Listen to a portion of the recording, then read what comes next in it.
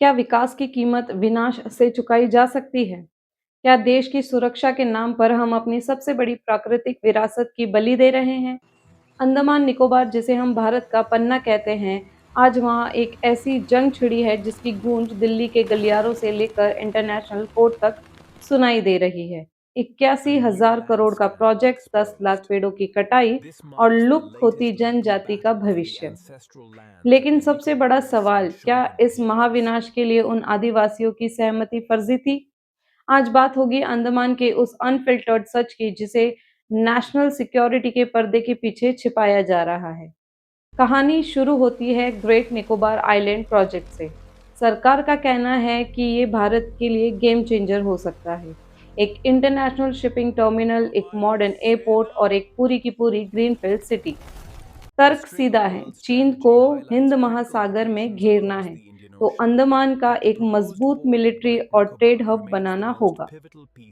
लेकिन इस हब की कीमत क्या है? 166 स्क्वायर किलोमीटर का जंगल साफ कर दिया जाएगा। ये वो जंगल है जो यूनेस्को की बायोस्फीयर रिजर्व लिस्ट में आते हैं। एक्सपर्ट्स का कहना है कि अगर ये पेड़ कटे तो वहाँ का इकोसिस्टम कभी वापस नहीं लौटेगा। पर क्या सरकार सुन रही है? नहीं। अब आते हैं सबसे बड़े विवाद पर, आदिवासियों की सहमति। कानून कहता है कि शोम्पेन और निकोबारी जैसे संरक्षित जनजातियों की जमीन लेने से पहले उनकी ग्राम सभा से लिखित परमिशन चाहिए। रिकॉर्ड्स कहते हैं कि परमिशन मिल गई, लेकिन सच कुछ और ही इशारा कर रहे हैं। विपक्ष और कई एक्टिविस्ट का दावा है कि ये सिग्नेचर और अंगूठे के निशान दबाव में लिए गए हैं या फिर उन्हें पूरी बात समझाई ही नहीं गई। मई 2026 की ताजा रिपोर्ट के मुताबिक आदिवासियों के रिजर्व एरिया को रातों रात डी नोटिफाई कर दिया गया, यानी जो जमीन उनकी थी वो कागजों पर अब उनकी रही ही नहीं। क्या ये विकास है या फिर आधुनिक भारत का सबसे बड़ा लैंड ग्रैब? सरकार कहती है फिक्र मत कीजिए, हम जितने पेड़ काटेंगे उतने ही और लगा देंगे।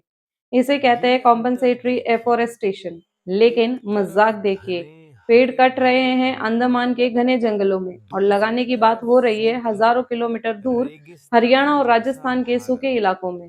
क्या अंडमान के दुर्लभ कछुए और पक्षियों को आप हरियाणा के पार्क में शिफ्ट करेंगे?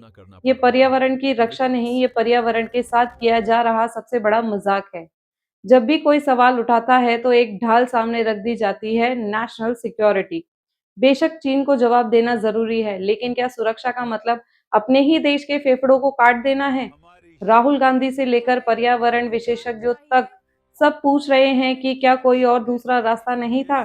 क्या हम बिना इन मासूम जनजातियों को मिटाए अपनी सीमाएं सुरक्षित नहीं कर सकते? अंडमान आज एक चौराहे पर खड़ा है। एक तरफ अरबों का निवेश और सामरिक शक्ति है, दूसरी तरफ वो लोग और वो प्रकृति जो हजारों सालों से इस मिट्टी की पहचान है। याद रखिए, जब आखिरी पेड़ कटेगा और आखिरी आदिवासी अपनी जमीन खो देगा, तब हमें समझ आएगा कि पैसा और पावर हमें ऑक्सीजन नहीं दे सकते। आपकी क्या राय है? आप देश की सुरक्षा के लिए ये कीमत चुकाना सही है या फिर हम विकास के नाम पर एक बहुत बड़ी गलती कर रहे हैं? कमेंट्स में अपनी अनफिल्टर्ड राय ज़रूर दें। मैं हूँ प्रियंका खन्ना और आप देख रहे हैं द अनफिल्टर्ड। सच कड़वा है पर कहना ज़रूरी है।